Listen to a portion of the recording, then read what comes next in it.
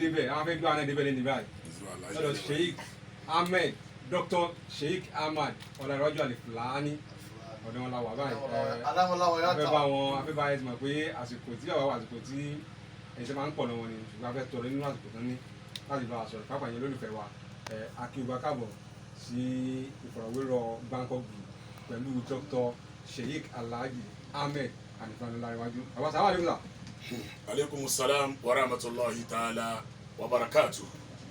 Àwa tí a bá ń sọ nípa ọ̀kan pàtàkì nínú àwọn sheikh tí wọ́n làmì lákàrà nílẹ̀ Yorùbá lónìí ní Nàìjíríà lónìí. Alhamdulillah. Ẹ̀wà nù sà. Alhamdulillah. Àwọn ti bọ́ sí 20 báyìí. Àti ó ti ń lọlé. Kí ni kí àwọn mùsùlùmí máa ṣe? Kí ni ká máa wá? Ọjọ́ ògùn la lè pè ní ọjọ́ Laylatul Qadr àbí oṣù òru Laylatul Qadr. A'udhu billahi minash shaitanir rajim. Bismillahir rahmanir rahim.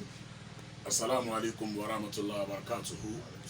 Gẹ́gẹ́ bẹ́ẹ̀ ṣe mú orúkọ mi ní Alhaji Sheikh Dr. Ahmed Olanrewaju Alfullany Al-Adabi tí mo jẹ́ olùtukọ̀ àti iléeṣẹ́ Sabilun Najat concept. Ya alhamdulillah, gbogbo mùsùlùmí akíra wa kú àti lọ àwẹ̀ wẹ́rẹ́wẹ́rẹ́. Ẹ̀mí tó bẹ̀rẹ̀ náà ní kọ́lọ́n kó bá wa jẹ́ ká yọrí ẹ̀ káàdẹ̀ parí ẹ̀ láyọ̀ àti àlàáfíà. Ó kí gbogbo ẹ̀yàn oníròyìn náà kọ́lọ́n wọn lánàá bí kọ́lọ́n máa jọ bàjẹ́ fẹ́ yìí náà. Tó gẹ́gẹ́ bí ìbéèrè tí ẹ béèrè Laylatul Qadr bẹ̀rẹ̀ láti òru èní tí àwẹ̀ ti di 20 báyìí Laylatul Qadr ti bẹ̀rẹ̀. Gẹ́gẹ́ bí ọ̀rọ̀ anábùwà Muhammad sallallahu alaihi wa sallam wọ́n ní ká wá Laylatul Qadr sáàrin 27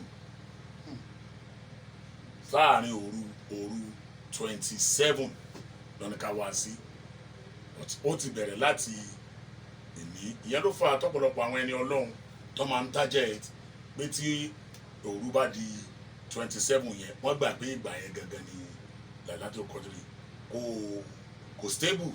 Ok, tá a bá ní 27 tó pé 26 la bá rí nǹkan, a bá ní 27 tó pé 29 la bá rí nǹkan, àbí 21 la bá rí àbí 20 náà fi ní ká bẹ̀rẹ̀ láti ìní ká máa ṣe kọ́lọ̀ kó ṣe kí ni kò fi wá ṣe kò wá sí ní tá a bá wá ṣe láti ìní Laylatul Qadr náà ni torí pé ó lóore ju 1000 months lọ gẹ́gẹ́ bí Al-Qur'an ṣe bí wá wípé bismillahir rahmanir rahim inna anzalnahu fi Laylatil Qadri wa ma adraka ma Laylatul Qadri Laylatul Qadri khayrun min alfi shahrin tanazzalul malaikatu war-ruhu fiha bi'izni rabbihim min kulli amrin salamun hiya hatta matla'il fajr.